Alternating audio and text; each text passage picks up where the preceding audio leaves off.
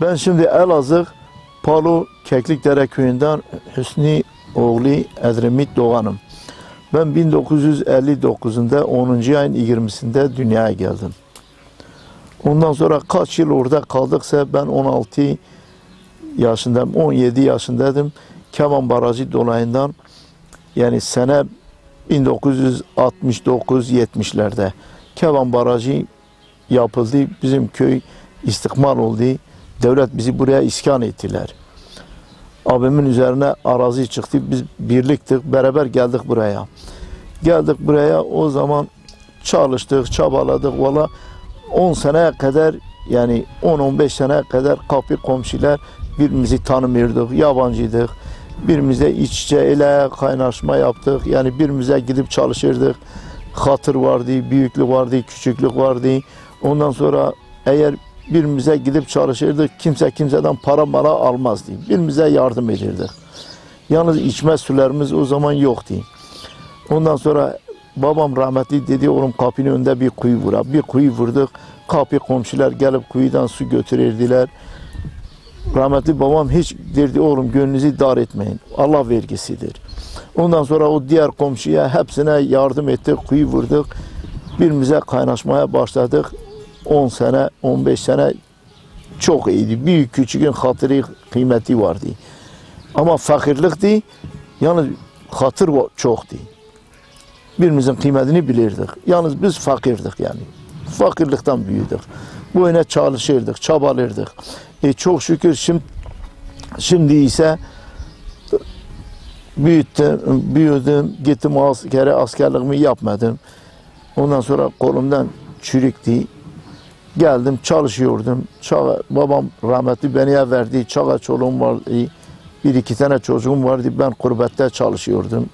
Rahmetli babamla annem evde kalıyordular. Öyle yoksulluk içinde yani bu seviyeye geldik. Çok şükür şimdi de yani bolluktur, şeyliktir. Köyümüzde bir araç yoktu ki şehire gidip geledik. İhtiyacımızı karşıladık. Aşkanlı Hacı Hasan'ın bir yarım otobüsü vardı burunlu. Vallahi kömürden sanki çalışıyordu. Ondan giderdik. Buradan Pirişik'e kadar yayan giderdik. Çöl, çamur, yollarımız yoktu. Ne çile çektik biz.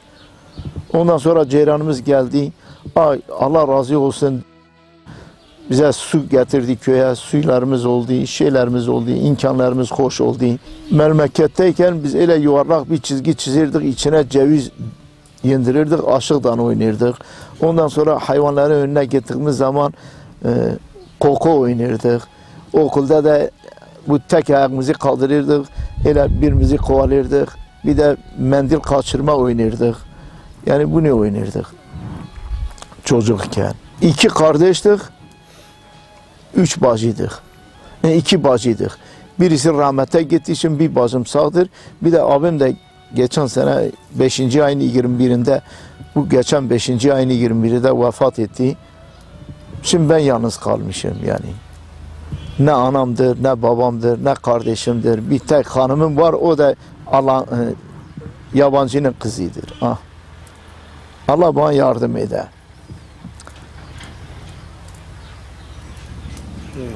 Ondan sonra çok şükür yani çocuklarım yetişti, çabaladık. Büyüttüm, onları askere gönderdim, geldi. Ben Atatürk Barajı'nda çalışırdım, oradan kaç sene çalıştık, teslimatımızı verdiler. Geldim Diyarbakır'da bir mandara üzeri bir dükkan açtım. 15-20 sene elimde kaldı. O dükkandan bu çağa çoluklarımı uçurdum. Askere gönderdim, büyüttüm. Birlikte hanım da evde hayvanlara bakıyordu, ben de gelip bakıyordum. Ondan sonra hepsini ev verdim. Bir tane ev verdim, şimdi Adana'da kendisine kaç sene önce ev yaptım. Durumu çok şükür iyidir. Ondan sonra bir kızım da Kayseri'dedir. Bir tane de Elazığ'dadır. Allah bağışlasın herkesin çocuklarını kendisine. Benim de Yakup'dur yanımda. Bir tane de Elazığ'dadır. Bir tane de Elazığ'dadır. Şimdi bölge hastanesinde çalışıyor. Abime söyleyeyim işte çok şükür Allah'a. Allah-u Teala bizi bundan yani fakir etmesin, bundan zengin de etmesin. Çok şükür ben Allah'ıma şimdi bu durumda şükür ederim. Rahmetli babamın zamanında biz fakirdik. Buraya geldik yani bir eşeğimiz yoktu. Çok şükür Allah'a şimdi Avrupa arabamız var. Bineriz, istediğimiz yere gideriz, geliriz, kapı komşulara gidip geliriz. Yalnız şimdi bizim bu köyde kurban büyüklük, küçüklük yoktur. Kadir kıymet yoktur. Birbirimizin kıymetini bilmiyoruz. Yani o konudan hiç rahat değiliz. Yoksa bugün Allah var, köyümüzün içi parke yapılmış, kapımızın önüne kadar parke yapılmış, durumumuz çok iyidir. Çok şükür Allah'a. Allah-u Teala bundan beni fakir etmesin, bundan da fazla zengin etmesin babam. Vallahi ben zenginlik istemem. Allah'ın verdiğine 100.000 defa şükür ederim. Kendi halimdeyim. Allah-u Teala önce çağa çoluğumu beni can sağlık versin, ikincisi huzur versin. Görünür görünmez belalardan güç yetmez, takat yetmez, kapı komşularımızı belalardan, kadalardan esirgesin. Şimdi eskiden aile terbiyemiz çok iyiydi. Yani biz birimiz babamızın karşısına çıkıp ben abim demirdik, illa gidin falan kızı bana isteyin. Derdim eğer size el veriyorsa bana da el veriyor. Onlar da gittiler, babamın bir akrabası vardı. Elazığ Koşkala'da. Gittiler onun kızını istediler. Çok şükür Allah'a. Ben çok memnunum. Allah ondan razı olsun. Zaten birimizden memnun olmasaydı aşağı yukarı 41-42 senedir ki evlenmişiz. Yani biz birimizden razıyız. Kurban ben askerlik yapmadım. Ben gidiş gelişim 27 gün sürdü. Askerlik ne olacak? Ben İzmir Narlıdere'ye gittim. 2. Tavır 1. bölüge gittim. Ben 27 gün kaldım. Orada bir asteğmenimiz vardı. Harputliydi. Yüzbaşı da bizim Palu Puşkalanlı'ydı. Rahmetli babamdan daimi iyi tanıyordu. Ne yaptı? O işimi yaptı. Ya dedi dur seni tezkereye göndereyim. Benim bu sol kolum kırılmıştı. İşte ondan dolayı spor eğitimini yapamıyordum. Dedi dur sana çürük çıkarayım seni memlekete göndereyim. Allah o adamdan razı olsun yani. Ondan sonra geldik Diyarbakır'a, işte çok şükür Allah'a şimdi durumumuz iyidir. Bir dükkan açtım, Atatürk Baraj'dan çıktım, dükkan açtım. O dükkanın yüzünden çok şükür Allah'a durumumuz iyidir. Bir parça ekmeğimizi yeriz. Kimse bir şey demiyor. Kimsenin zararı bize yok. Bizim zararımız kimseye yok. Yani çok şükür. Biz razıyız yani bu bölgede. Çok şükür şimdi arkadaşlarımız da var yani giderek bir araya birimizi bulduğumuz zaman birimize hürmet, ezet, ikram ederiz de. Bu kadar da biz başka ne yapak? Elimizden de bir şey gelmiyor ki ben diyeyim valla elimizden bir şey geliyor. Şimdi yukarıda benim bir tek Allah'ım var. Aşağıda bu köyün nedir? Kıznasıdır. Meradır işte buraya bak biraz sebze ekmişim. Çağa çoluğumuza dost, ahbaba işte birer tane sebze falan veriyoruz.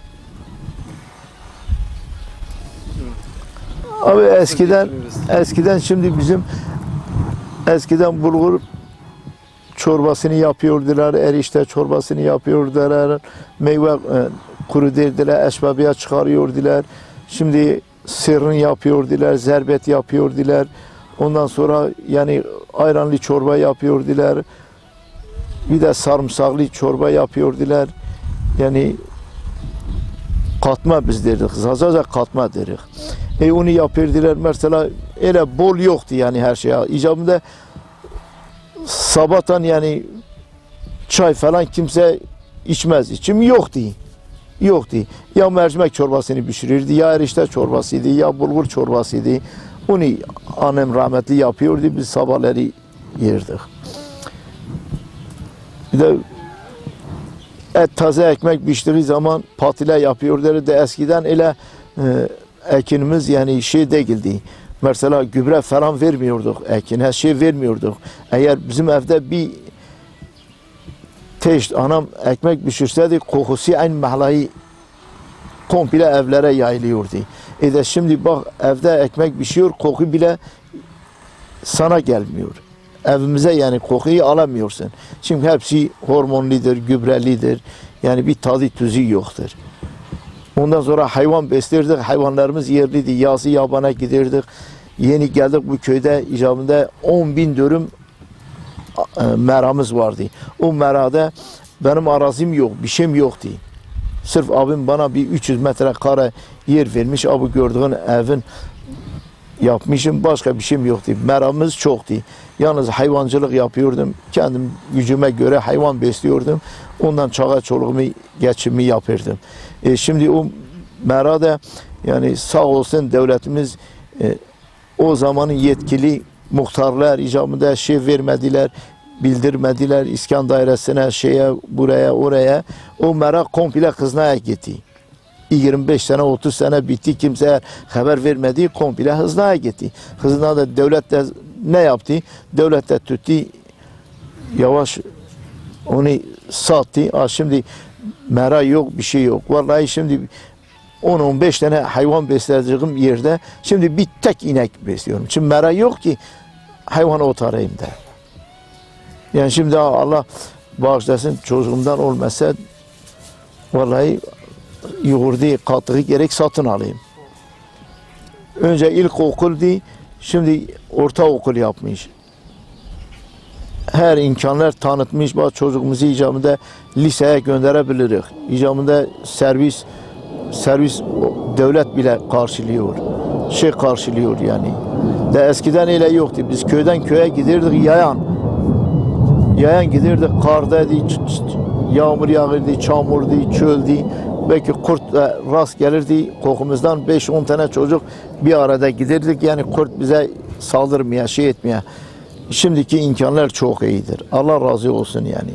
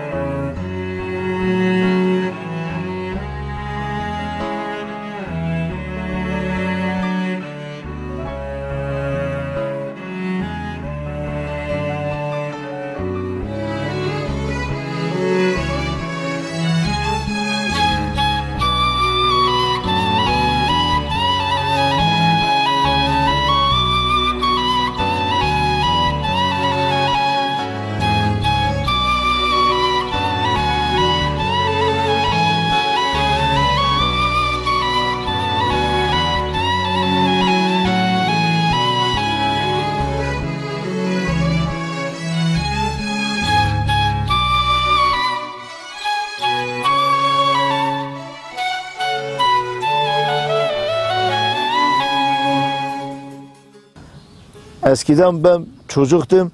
Rahmetli babam bir çüt lastik bana alıyordu. Bir sene o bir çüt lastikten idare ediyordum. Çünkü yoktu. Bir pantol alırdı. Bir İngiliz tiresi pantol alırdı. Biz bir sene ondan yağma vururduk. Yalnız şey ederdik ki vücudumuz görünmesin. O lastiklerimize hemen yağma vururduk ki yani idare eder. Yoktu. Ama azat, ikram yani büyük küçük komşuların arasında çok iyi huzur vardı. Vardı. Şimdi de çok şükür senede 2 tane kondura yırtırıq. Baka 2 tane ayakkabı giyirik ama büyük küçük yok. Terbiye, töre yok. Büyük küçük kalmamış yani. İnsanatlık yoktur. İnsanatlık yok. Şimdi bolluktur. Geldik yani bu köy kuralı belli. İnan ki köyümüzde sonradan 2 tane arkadaş bir dolmuş aldı. Bir arkadaşımız dolmuş aldı, rahmetli Raşat. O dolmuştan köylü komple gidiyordu. Buradan Diyarbakır'a 10 dakikada gideceğine biz 12'de oradan çıkırdık. Saat 3'te zordan eve yetişirdik. Çünkü yoktu. Oradan yoğurt stili alırdı, oradan alırdı. Millet de yoğurt götürüp evde yapırdılar, götürürdüler şehirde markete verirdiler. Eğer 10 lira, 5 lira, 7 lira alıyordu, getirirdi ondan idare edirdik. Ama yine insanatlık vardı. Bak onca köylüydü. Yani o dolmuştan idare ediyor. Şimdi ise herkesin kapısının önünde birer Avrupa arabası. Ama şükür yok. Kadir kıymet bilen yok. Şeyden yok. Yani seninle aram iyidir. Eğer sen benden fayda görüyorsun merhaba ediyorsun. Fayda yoksa merhaba da yok. İnsanatlık da yok.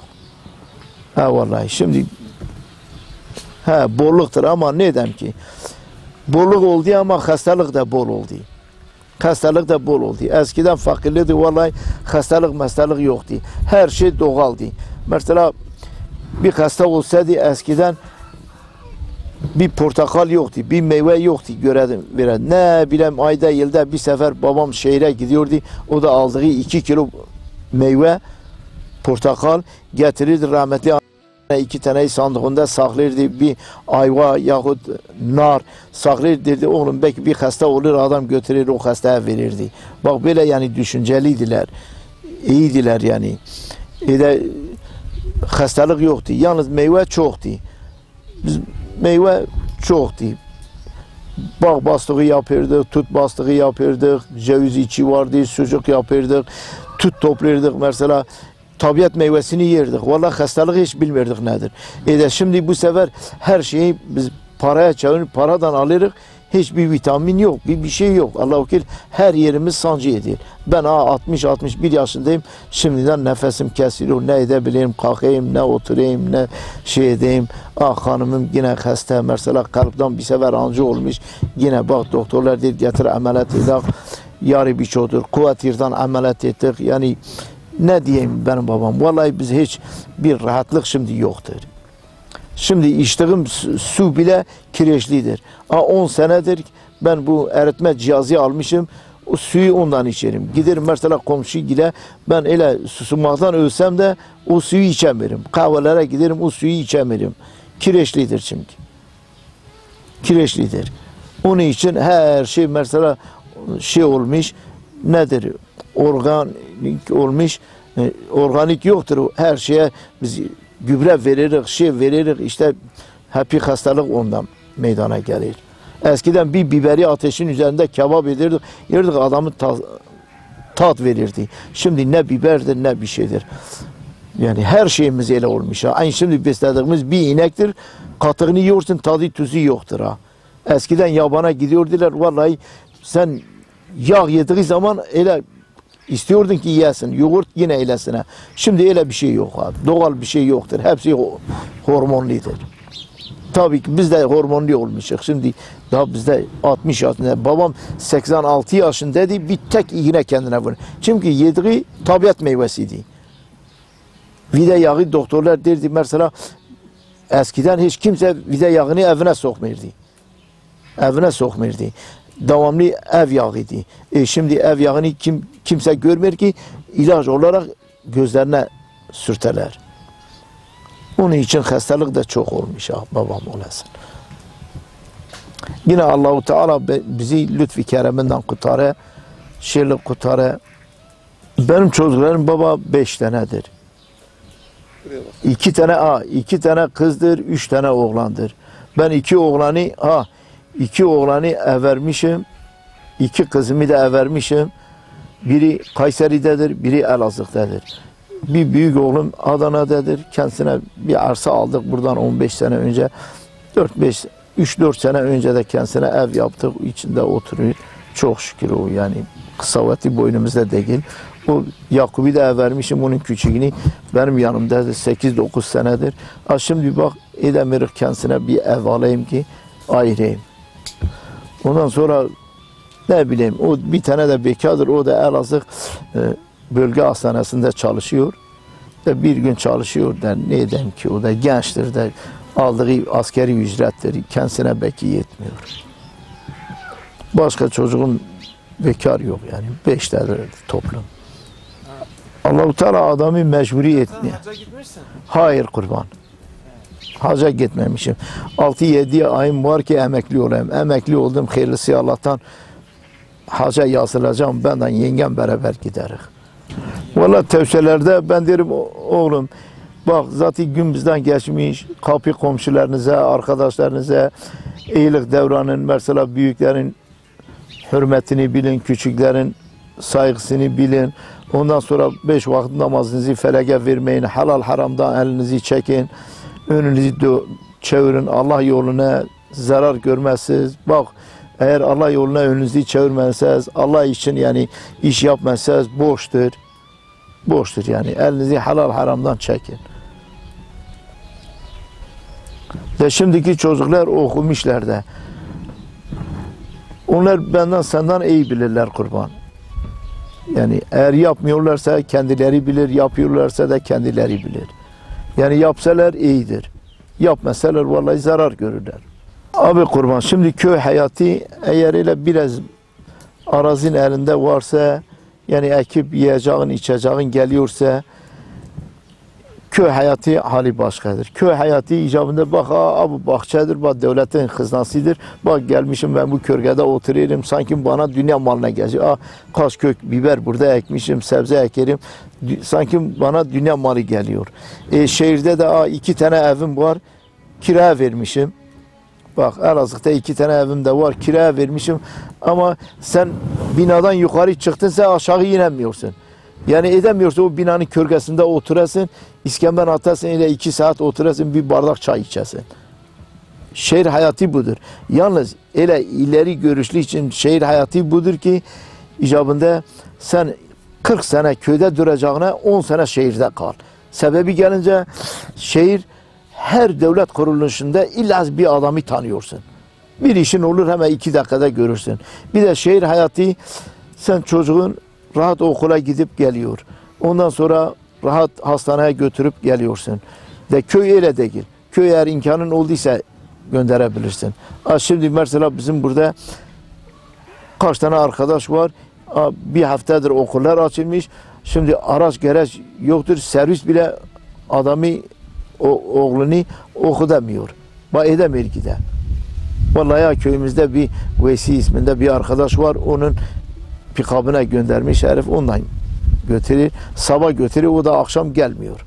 Akşam herif saat 3'te çocuk okuldan çıkıyor. Bekleyecek, akşam 5'te belediyeden geliyor. Allah razı olsun devletten. Belediye şimdi gelip gidiyor ama çocuk orada 2 saat bekliyor. O çocuğu 2 saat bekleyeceğine, mesela şimdi sıcaktır bekliyor. Eğer yarın yaz olduysa, o çocuk, kış oldu, o çocuk ne yapacak? Edemiyor. Soğukta donacak. Onun için şehir hayatı iyidir. Bir de paran olursa şehirde, evde senindir. Sen kira vermiyorsun. Yani bir 500-1 milyar da öyle yan gelirin gelirse şehir hayatı tabii ki rahatlıktır. Temizliktir. Soba yok, odun yok, kömür yok, bir şey yok. Doğal gazdır. Rahat ediyorsun yani. Yani o konudan şehir tabii ki güzeldir. Abi biçer yoktu. Eskiden buğday ekirdik.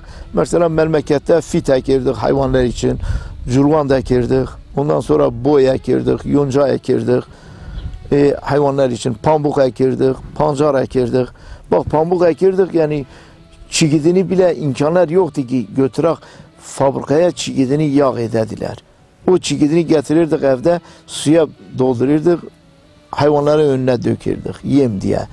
Şimdi öyle değil.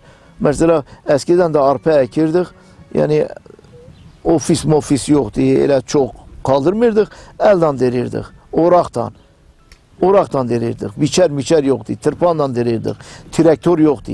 Rahmetli babam 2 tane öküzden ho ekirdi, biz elden ayaktan giderdik, vallahi derirdik. Ondan sonra bağlardık, getirirdik, ya arabaya yükler getirirdik, harmanda gemi gezdirirdik. O geminin üzerinde hele ne çektik ne çekmedik. Ondan sonra bir de harman makinesi vardı, vururduk. Teneyi bir tarafa dökürdü, toprağı bir tarafa dökürdü, samanını bir tarafa atırdı. Öyle şimdi imkanlar bak, mimzer danayı. O zaman mimzer yoktu, traktör bile yoktu. Traktör yoktu. Sene 72'deydi. Bizim kirvalar bir traktör aldılar ortağına. Bir patos aldı, o da kara patosdu. Dediler millet daha kurtuldu. Halbuki o kara patosun tozu şeyi ne şartlar altında çalırdı. Toz, toprak, adamın yüzü gözü hep bir toz dolurdu. Şimdi çok şükür Allah'a bir tek günde sen buradan mimzardan ekiyorsun, kurtuluyorsun, bekliyorsun. Biçer bir günde hem samanın getirir, içeri doldurur, hiç elin vurmuyorsun. Samana da elin vurmuyorsun. Hem samanın getirir, içeri doldurur, kompresörden 2 tane işi tutuyorsun, kompresörden samanlıktan içeri dolduruyorlar. Biçer de zaten ekinin getiriyor kapının önüne. O mali mülkü olan yani şimdi o şekildir. O şekildir. Benim babamda benim arazim yok, ben ekeyim, kaldıran biçeyim de olanlar mesela buğday ekiyorlar. arpa ekiyorlar, mercimek ekiyorlar yani. Bundan fazla bir şey ekmiyorlar. Tarım olarak bu nereye ekerler? Ne bileyim birer tane komşuyla bostan eker, o da bu sene sıcak hiç ne bir bostan yedik ne bir kavun yedik. Parası olan gidip satın alıp yer, parası olmayan o da yemez.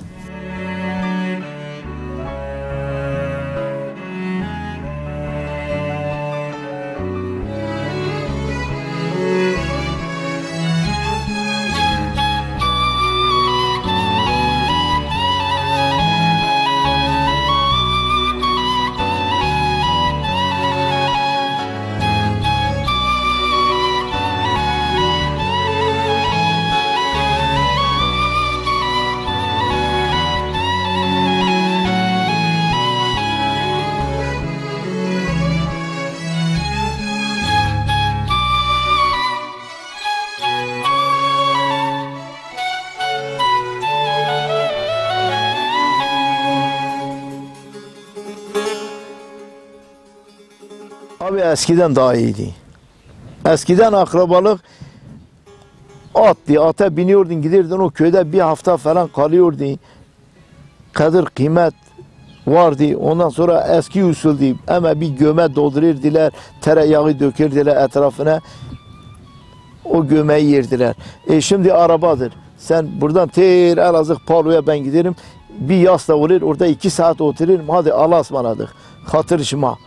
Öyle gördün ama geldin. Niye? Hala bir hafta dur orada. İşte durmuyoruz. Şimdi insanatlık yoktur kurban. Bu devrinde insanatlık yok. Şimdi ne insanatlık ona? Herkes zengindir. Benim akrabama ne ihtiyacım var? Ne şeyim var? Eskiden fakirlikti. Bir akraba bir oğlunu everseydi gelirdi falan kesere bana 500 lira para ver. O tuturdu para verirdi, daha 1 sene sonra onu verirdi, 2 sene sonra verirdi, aynı parayı verirdi. Şimdi ise yok, baba bunca sana dolar veririm, eğer sen falan günü getirmedin bunca fazla vereceksin.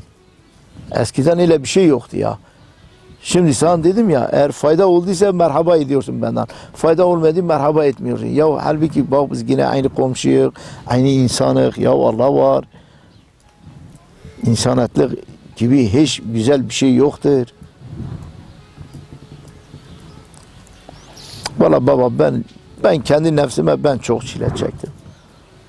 Arkadaşlardan sonra ben. Çünkü benim hiç bir şeyim yoktu. Gökte bir yıldızımdı. Ben öyle el ayaktan çalıştım bu seviyeye gelmişim. Allah da verdi yani bana. Bak Allah'a çok şükür. Sene 97'de trafik kazasını geçirdim fakültede. Köylüler hepsi gördü. 3 ay sırt üstü yattım. Birisinden 5 lira para borç etmedim ben. Şimdi ben çalışıyordum, param vardı. Kazanıyordum. O zaman ne sigortaydı, ne yeşil kartı, ne şeydi. Hep paranın zorundan yani. Şimdi de işte çok şey, dürüst çalışana Allah-u Teala verir. Çalışmayana yoktur. Yoktur ha. Babamıza, anamıza demirdik git falan kesin kızını bize iste. O yoktu. O yoktu. Ben 5 tane çocuğum vardı. Daha değil anamdan babamın yanında. Şimdi bizde terbiye töre vardı. Yani biz öyle değil babamla anamın yanında, aynı rahmetli abimin yanında ben 5 tane çocuğu bile kendi kucağıma alıp bile sevmemiştim. Sevmemiştim. Çok şükür bak çocuklarım da bütün köylü biliyor terbiyesinde, töresinde. Sırf bu küçük oğlum var ya, vallahi küçük oğlum şimdi Elazığ'da çalışıyor. O İbrahim rahmetli babam 13 sene sonra Allah-u Teala onu dünyaya getirdi. Babam dedi yok oğluma karışmayın, İbo'ma karışmayın. Küçüktür, evin gülüdür. Abimde de zaten hiç çocuğu yoktu. Dedi karışmayın, İbom tektir. Bizim ailede İbom tektir. 100 verdiler, o da çocuk da şamardı. Şimdi bizim sülalede kimse sigara içmiyor. O da bak 18 yaşındadır, Allah'a ekber. Sigaraya başlamış, sigara içiyor. Vallahi abisi söylüyor, ben söylüyorum. Ya oğlum içme, vallahi zararı var. Bak içenler odur görüyorsun falan. Kimseyi dinlemiyor işte. Neden? Çocuk iken şımardılar. Şımardılar. De aile terbiyesi olmadıktan sonra şimdi Yeni evlenmiş. Yok illa falankezin kızını bana istemeyecek. Ben almam. Almam. İstiyorsun, getiriyorsun, bakırsın. Arasında bir musibet çıkıyor. Bir sene sonra hadi yallah ayrılırlar. Vallahi annem ve babam, annem derdi oğlum kimsenin çocuklarına karışma, gitme kimsenin yani bahçesine, kimsenin elmasını, üzümünü, bahçesinden yani yumurtalarını gidip ahırlardan çalmayın. Babam derdi oğlum arkadaşlarınızdan iyi geçinin. Ondan sonra ben 7 yaşına girdim derdi oğlum Müslümanın şartı budur, budur, budur. Namazın kıl, halaldan, haramdan. Yani bak böyle edersen haramdır, böyle edersen halaldır. Bize öyle öğüt veriyordular. Yani babam rahmetli bize o şekil öğüt verirdi. Şimdi ben ne diyeyim? O şekil öyle olmuş ki eskiden okar yazar yoktu. Biz ilkokula gittik. Babam yani bu şekil bize öğüt veriyordu. Babam da sen babamı görmedin. Görenler yani dost, ahbap, köylü, çevre hep tanıyordu. Yani bu dünyanın meleketi rahmetli babamdı. Rahmetli babamdı. Burada 7-8 diyorum biz bağ ekmiştik. İnan ki bizim bu camiyi yapan müteahhitler o geliyordu birer kasa derirdi ama el arabasına doldurup götürürdü. Bu işçiler yesin, cami yapıyorlar, hayrimize yesin. Yani babam çok halazade bir insandı. Bize o şekil öğüt veriyordular. Oğlum kimsenin çocuklarına iyi geçinin, kimsenin şeylerine iyi davranın. Mesela bak arkadaşlarınızdan iyi davranın, iyilik göresiz. Kötü davranmayın. Bak kimsenin bahçesine girmeyin, bağına girmeyin. Yani o öğütü bize verirdiler. Yeni geldik bu köye de yine biz daha o zaman yetişmiş gençtik. 16-17 yaşındaydık. Derdik komşularınızdan iyi davranın, iyi geçinin, iyi şey yapın. Kimsenin kalbini kırmayın. Verenler de var. Şimdi verenler de var benim babam. Ama 5-6 yaşındadır. İcabında çocuğuna diyor o çocuğum bak bu beledir, bu beledir, bu Müslümanın şartı beledirler, beledirler, bele gidersen doğru yoldur, eğer böyle gidersen yanlış yoldur. Yani ilaç veriyorlar abim. Veriyor yani kimse çocuğunun kötülüğünü istemez ha kurban. Eğer insan olan çocuğun kötülüğünü kesinlikle istemez. Çocuk da zaten babasını dinlemediyse yani bir çocuk da şimdi bir çocuk eğer büyüğünü tanımadıysa tövbe ya Rabbi tövbe Allah'sını bile tanımaz. Allah'sını tanımaz ha o adam nereden tanıyor? Eskiden biz kahveye giderdik eğer birisinin bir büyüğü bir babası gelseydi vallahi bizim yaşımızdaki gençler eğer 30 tane olsa 40 tane olsa hepimiz kalkardı emi al kürsüyü al şeyi al. Şimdi ki babası geliyor yerinden kalkmıyor da terbiye töre şimdi ne olacak?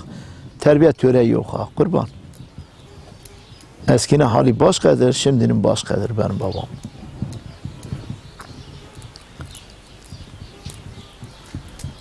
Şimdi babası fıkara yüreği yanıyor, çocuğuna acıyor. Vallahi araba da alıyor, mal da alıyor, şey de alıyor. Yani terbiye töre yok ha. Babası icabında dedim ya eskiden kahve bir yaşlı geliyordu. Kimin babası olurdu olsun diye biz en az 30-40 kişi birden gurur derdik, kalkırdık. Ami buyurun kürsüyü al, ami gel burada otur. Şimdi eğer babası geliyor bile aldırış etmiyor. Ondan sonra birisi bir tas su isteseydi. O derdi Allah vere ben bir tas su erken vereyim ona. O derdi bir tas su ben erken verirdim. Şimdi öyle yok ha kurban. Ya benim babam şimdi öyle kim yapıyor? Bak biz eskiden susam ekirdik.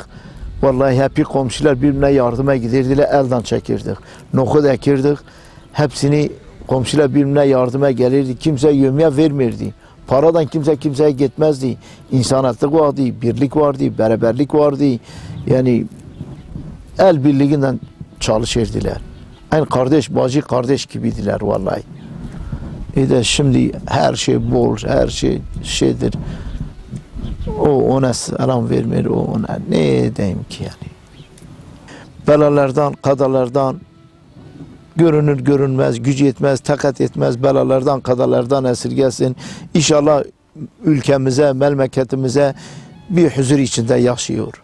Ben bunu isterim. Şimdi eğer benim huzurum, Türkiye'nin huzuru iyi olduysa hepimizin huzuru iyi olur. Eğer Türkiye'nin huzuru iyi olmadı, vallahi birimizin de huzuru iyi değil benim babam. Çok şükür yani Allah'a iyi bir huzur versin diye ya Rabbi, ya Rabbi. Şimdi Allahu Teala adamı beladan kazadan esirgesin. Allahu Teala yani ne diyeyim ya Rabbi, musibetleri âli imanlara, âli imanlı olan kişileri beladan uzak ede ya Rabbi. Musibeti uzak ede. Allahu Teala yani ne diyeyim ya Rabbi, senden ayandır, sen işidansın, duamızı kabul edansın ya Rabbi. Âli imanları ya Rabbi sen lütfi kereminden kurtarasın ya Halık'ıl alemin. Senden ayandır. İnşallah Allahu Teala cümle alemin de duasını kabul eder benim babam. Cümle alemin ha. Yalnız benim değil ya Rabbi. Senden ayandır. Allah nasip ededi mesela bir Hicaz'a da gidedik. Ya Rabbi. Ama kurban olayım Allah'a. De şimdi bazı arkadaşları ben görüyorum. Hicaz'a gidip geliyorlar. Geliyorlar benim babam şimdi kahvede oyun oynuyorlar. Ya kurban olayım Allah'a. Sen Allah'ın mekanına gitmişsin. Tövbe istiğfar etmişsin. Sen bak tövbelerin şey edeceğine. Sen gerek burada öyle tövbe istiğfar edersin ki benim babam. Sen oraya gidersin. Orada yani burada kazanırsın. Oraya götürersin. Orada senin hacın kabul olduysa o şekil üzerinde durasın ki sen cennetlik bir insan olasın. Sen gidiyorsun oraya geliyorsun, tövbe ediyorsun, geliyorsun burada aynı şey. Cami hocasında vaaz veriyor, herif söylüyor, dışarı çıkıyoruz aynı. O şekil ben ne yapayım? Valla. Gerek adamda olmadıktan sonra ne demek? Valla ava gidiyordum ben. Ava gidiyorum şimdi düşünüyorum vallahi günahtır. Şimdi eskiden icabında gücüm yoktu. Ben et aladım çocuklarıma, tavuk aladım çocuklarıma. Tüfekimi alıp giderdim hemen bu dereden yukarı giderdim. Bir iki tane ördek vurayım getirirdim, verirdim çocuklara. Yesindiler. Şimdi bak zevk olarak yine gidiyoruz. Bak zevk olarak. Halbuki vallahi yemekte değiliz. Zevk olarak yine gidiyoruz. Tak tak sıkırız, getiririk. O da candır ha. O da yazık değil. Vallahi yazıktır benim babam. Yazıktır yani. Ha bak sen devamlı gece gündüz mesela çalışıyorsun, devamlı çalışıyorsun. Ayda bir gün, 2 gün istirahatin vardırsa 15 günde bir gün istirahatin var. Stres atmak için tüfengini almışsın. Öyle bir gezmişsin hemen rast gelmiş 60 vurmuşsun o başka. O halaldir. Yoksa sen gece gündüz git avın peşine. Vallahi bu bölgede ekseri davşan avıydı. Bir de kaz avıydı. Aziz Allah. Kaz avıydı. Eskiden çok kaz geliyordu. İnan ki şimdi bu durumda eğer o şekil kaz gelse var ya ben aynı kaz kavurmamı kazlardan yapardım. Şimdi öyle kaz yok. Ördek avıydı, kaz avıydı, bıldırcı avıydı. Bu geyik avıdır. Onları yapırdık bu bölgede. Keklik yok burada. Bu bölgede keklik yok yani.